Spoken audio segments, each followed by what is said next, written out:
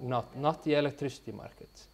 The price of the heat, however, is controlled by state, because it's a monopoly. You have a monopoly controlled heating market in Iceland, but the electricity. Yes. Yes, and the companies that have combined heat and power plants, they have to have separate books because of this, to prevent them from subsidizing the other. Yeah. So. So is that how one of them was able to sell? I know there was a sale this week to a Canadian company for one of the. Yes. Well, that's a very interesting aspect of looking at the prices of electricity, etc. That now we have a bit different situation in Iceland. Now we have a foreign investor, Magma Energy, owning HS Orka. What happens then? They, of course, can increase the prices to the power-intensive industry through a match-mated power purchase agreement, but for the public, they are competing with Landsvirkjun Power or Landsvirkjun, the state or the former state power producer, and Reykjavik Energy. So this private entity is competing with a public entity, and public entity is not likely to increase the prices that much, at least. So they'll be at the mercy of the market to. Yes, well, they can increase the prices if they would like to, but then, yes, that's a problem, I guess. Okay. Yeah. But if you would privatize the whole sector, like you've done in the States, I think, or most of it, I'm pretty sure they would rise the prices, because in terms of rate of return of this company, Landsvirkjun and Reykjavik Energy, it's too low for a private investor to accept it. So the our okay, yes. Is it's all controlled by the government. So Yeah. the price can't be is very much controlled. Okay, by the yes. government. So this idea of free market with power is.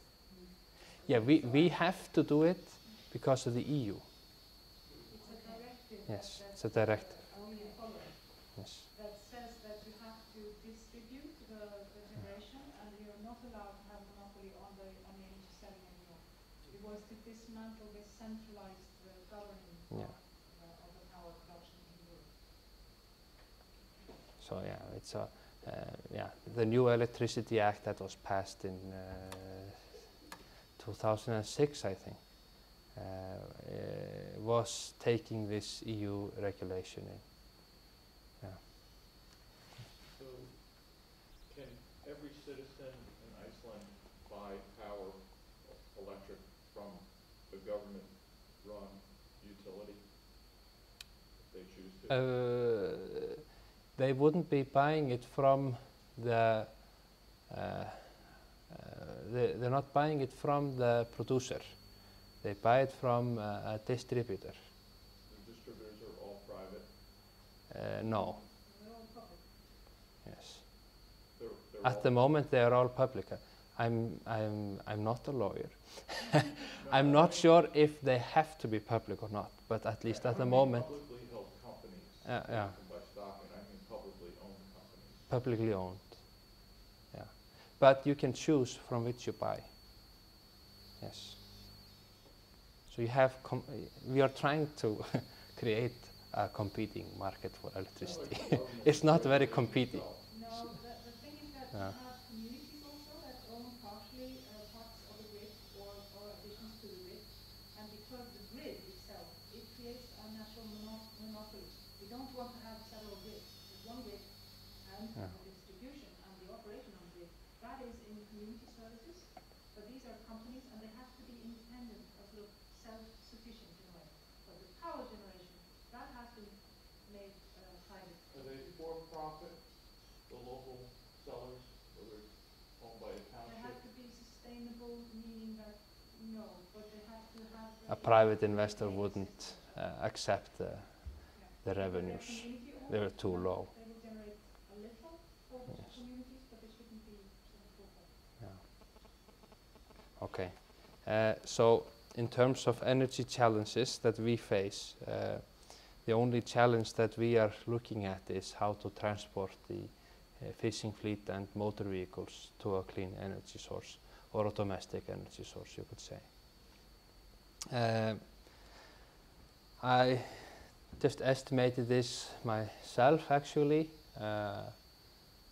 but if you look at that, we have about 200,000 cars in Iceland, and a relatively large electric car consumes about 200 watt-hours per kilometer. You correct me if I'm saying something, because I'm getting out of my field here. But if you estimate that the consumption is about 200 watt-hours per kilometer, and you assume that a vehicle drives about 15,000 kilometers per year, which is the average in Iceland, you get that we need about 600 gigawatt-hours of electricity for all the cars. And just the current baseload capacity is able to undertake the increase in demand. But if I remember correctly, Nesjavellir is generating about 900 gigawatt-hours or so, or maybe a bit more, maybe 1,000 gigawatt-hours. So you need about maybe 60 megawatts, 70 megawatts to actually make this happen, and it's very easy for us. So from an energy point of view, there is no problem for us to go through this transition, no problem at all. We have a very good distribution system of electricity, as you can see. We have no lines here on the surface, etc. All of it is almost three-phase, at least in Reykjavik, three-phase electricity. And in many of the municipalities as well around the country. If you go into the rural areas, you might get only one-phase electricity. So it is very easy for us to go through this transition. The only problem is that the market is not selling cars at affordable prices. That's the only issue. Yeah. And it would be much cheaper for us to do this way. But there are other possibilities as well, and you might hear that from somebody else here. So. But with this being said, we are still looking at developing hydrocarbon outside of Iceland, just like they do in Norway. So, yeah, well, I guess this is a bit old slide. The first bidding round didn't go at all well. Both of the applications that were received were drawn back. So. Well, this is more like looking maybe 20, 30 years ahead. But we are, at least, we have these resources there. Okay, in terms of economical aspects, the price or the tariff to a power-intensive industry today is about 28 US mils to 30 US mils per kilowatt hour, which is very low in terms of in comparison to other aluminum smelters around the world. The average price around the world, I think, is about maybe 30 to 34 US mils per kilowatt hour. The plant cost is about 2 to 2.5 million US dollars per megawatt, which is very low as well.